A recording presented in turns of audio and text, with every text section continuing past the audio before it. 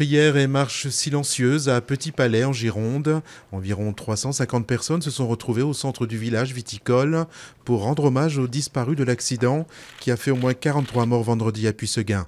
Le travail d'identification des quelques 25 gendarmes mobilisés continue.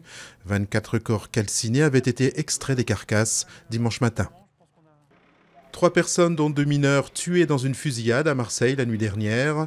Les 3 victimes ont été atteintes par des rafales d'armes automatiques dans la cité des Lauriers, un haut lieu du trafic de drogue de la cité phocéenne. Les Ivoiriens appelés aux urnes pour élire leur président, 5 ans après les violences de 2010. Le président sortant Alassane Ouattara se présente comme favori du scrutin.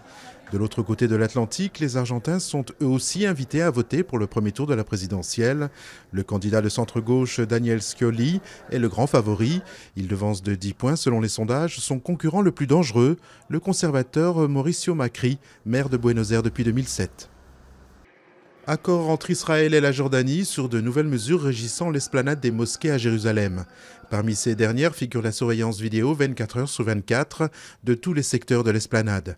Le Premier ministre israélien Benjamin Netanyahou a par ailleurs promis de maintenir le statu quo sur cette esplanade qui ne permet pas aux non-musulmans d'y prier. Cap sur le Brésil pour les 42 voiliers engagés dans la 12e Transat Jacques Vabre. Ils ont quitté le Havre sous le soleil dimanche matin pour près de 2 semaines de course.